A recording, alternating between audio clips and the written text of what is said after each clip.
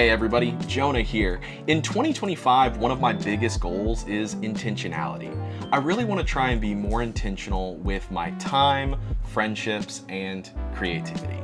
Now, one of the easiest ways that I've found to practice true intentionality is with the objects that we interact with every single day. So I wanted to sit down, hit record on the camera, and talk about just a few of the things that I use, like genuinely use every day, that I find bring some sort of benefit to my day-to-day life. Now, as many of you know, I am a huge photography and tech nerd, so a lot of this is going to be slightly more on the techie and photography side, but just bear with me. I think there's something here, a little something here for everybody. Now, as a photographer, the most important possession I can have is, of course, a camera.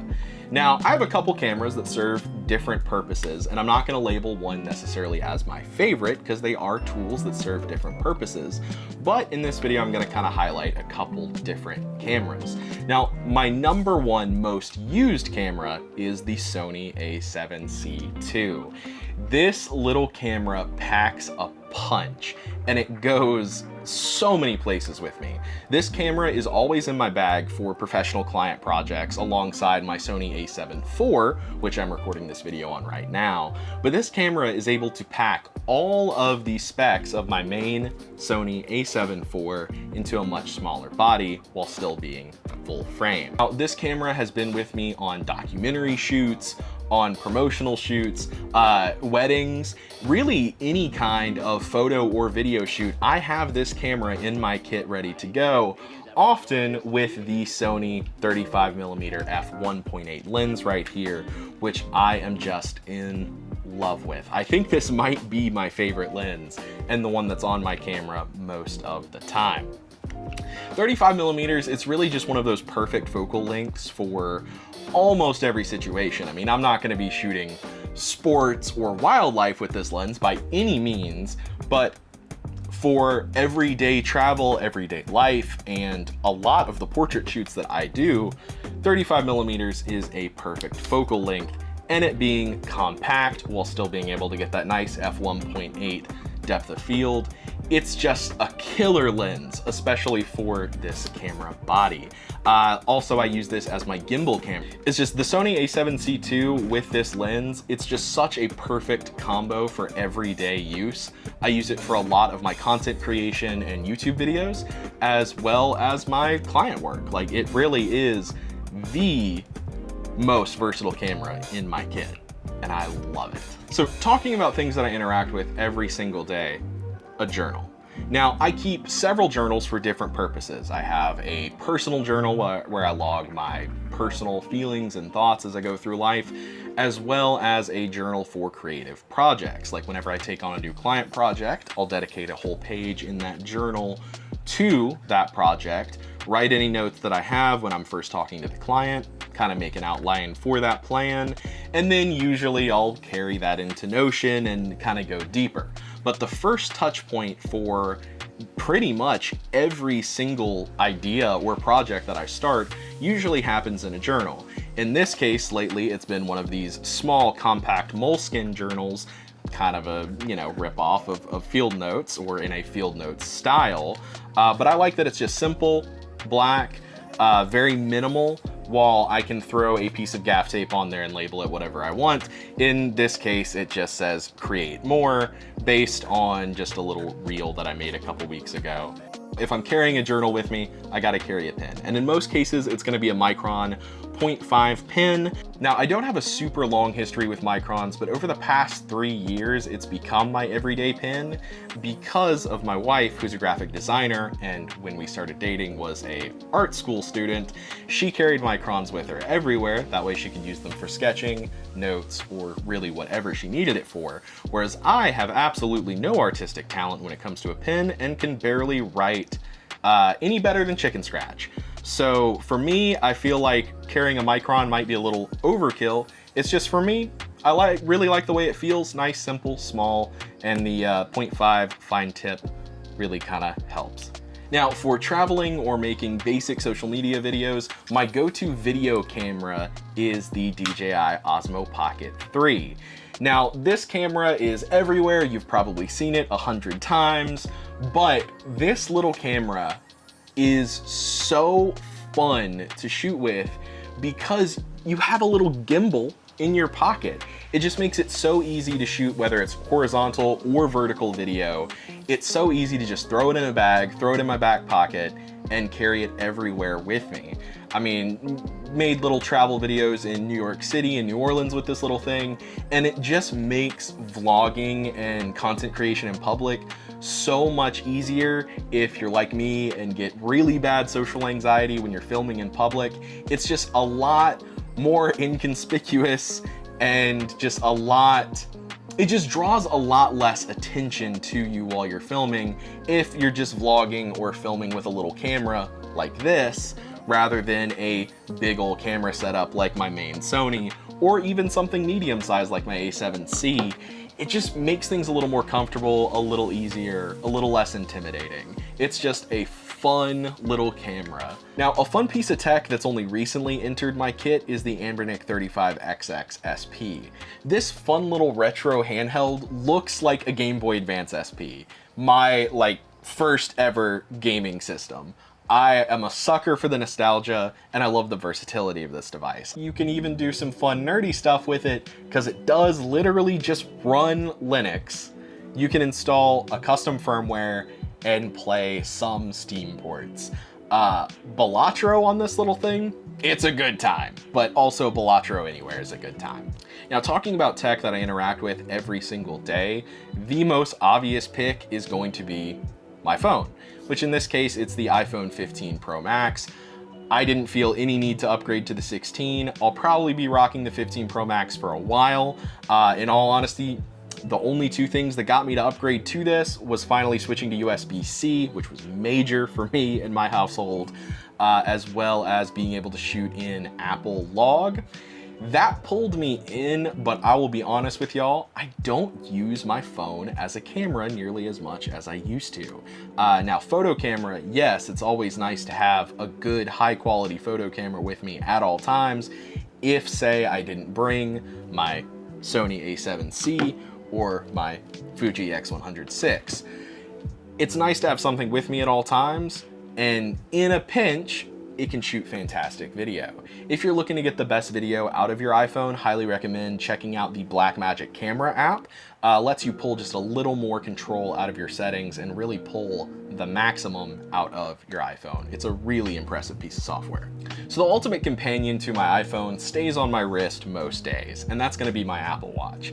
In this case, it's the Generation 1 Apple Watch Ultra, which, disclaimer, I bought secondhand, found a very crazy deal, got it super cheap, didn't come with a band, one of those situations. Somebody had upgraded and was trying to get rid of it. I don't think it's worth the money if you buy it full price. I don't use it for any of the hardcore wilderness or extreme sporting situations that it was designed for. But for me, I have very large wrists, and so it looks a little more natural on my wrist, very comfortable, as well as just has a little bit more of a style factor for my personal taste. I love watches, but most days I'm wearing a smartwatch for the functionality, and so it's nice to have one that's gonna have a nice long-lasting battery life and look good. I'm one of those people where I think it is horrendous to wear a smartwatch with a suit or most business casual wear or formal wear, but an Apple Watch like this, if you have a nice band on it, or the Ultra with a decent little band, which in this case is just a cheap Amazon band, it's passable. It's passable. If I'm going, yeah. I'm still not gonna wear an Apple Watch on date night, but this makes me feel a little bit better when I'm on a nicer client shoot, need to dress up and still have the functionality of my Apple Watch. Because you never know when a client's gonna text or call. You gotta be ready to read it at a glance. Really helps as a photographer. Now, another thing that I keep on me at all times is a business card. You never know when you're gonna need to hand it out, give somebody your phone number, or meet a new potential connection. As a freelancer and a photographer, absolutely critical. Like, the importance of a high quality business card cannot be stressed enough. When you hand a potential new client your card, you don't want it to feel cheap or unoriginal.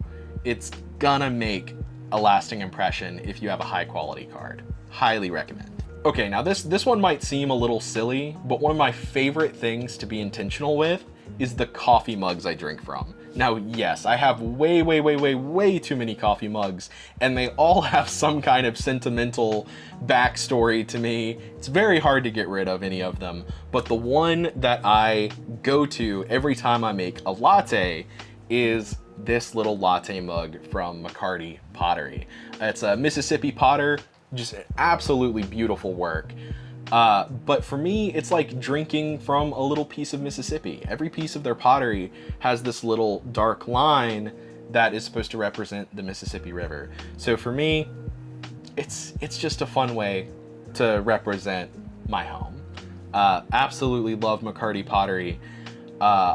99% of their work is far out of my budget, and realistically I'll never own, which is why it's super cool to me that they make these little latte cups for under $30. Still expensive for a mug, but for a handcrafted piece of pottery this beautiful, that's a fantastic deal in my opinion. This little mug is something that just makes me smile every time I drink from it. All right, and for the last item in this video, we have the Fujifilm X100VI, the most overhyped, over-discussed, talked about camera on YouTube, on the internet. You could say a million great things about it, you could say a million bad things about it, but for me, I'm still very much in the honeymoon phase with this camera, as I've only had it for about 2.5 months now. But I ordered this camera on day one when pre-orders went up, and I did not receive it until 10 months later. This camera was a test of patience for me, and it absolutely was worth it when it came in. Am I gonna sit here and tell you that it is the same quality or as good or better than my full frame Sony cameras? No, absolutely not. But the feeling, the experience, and just the life you get out of these images with the in-body native film emulation by Fujifilm, it's just incredible. It's so fun to shoot with. I've carried it on a couple professional projects with me. I really liked the results from them, just some more stylized images here and there. I'm not gonna use it as my main camera for client projects by any means, but this is gonna be in my kit whenever I'm traveling, whenever I'm shooting a wedding. It's gonna be with me, that's for sure. It's already become my main travel camera for shooting stills and some video. But for me, the perfect little combination, if I'm going on a personal trip that's not for a client project, it's to carry the Fujifilm X100VI with me for photos, and then keep the Osmo Pocket in my back pocket for videos. If I need to shoot any content, do some vlogging, things like that. I always like to have two cameras, one dedicated photo camera, and if possible, a dedicated video camera. Really helps with the intentionality aspect of it, to be able to shoot whether it's both at the same time or kind of have them be separate with their own separate settings. It just makes for a better experience. The Fujifilm X100VI is just a delight. Yes, it is overhyped and overpraised for what it is, and by all means, do not buy this on the secondhand market for anything over MSRP. This camera is not worth a dime over that $1,600 price point. But if you can get it at MSRP at that $1,600, I think it is a fantastic camera. Or if you can get your hands on an older model of Fuji. I'll admit, this is my first Fujifilm camera I've personally owned. I've used the X-T2 at work at a former job that I used to work as a staff photographer. And I enjoyed that camera. It was very dated even at the time, but man, did it make me want to shoot Fujifilm. I fell in love with the colors, fell in love with just the look and feel that you can get out of just the JPEGs with Fujifilm cameras. I had to get one, absolutely had to get one. And the Fuji X100VI does not disappoint. It gives me that nice almost analog feel. It's nice and stylish. It's very small. I've kitted it out with a few accessories, but I easily can take those off and make it a more compact camera again, slip it into a pocket, keep it in a bag. It really is a great little camera and something that I love interacting with every single day. Thank you all so much for listening to me yap about my everyday essentials and my favorite cameras that I use every day. If you have any questions about any of these products, or just want to share what your favorite tech and products to interact with every day are, please leave those in the comments. Or if you think I could be doing anything better here, please let me know. I would love to hear your opinions down below. And yeah, until next time, go make some coffee or some tea in your favorite mug. Go do that right now. Relax a little bit. And until next time, I'll see y'all later. Bye-bye.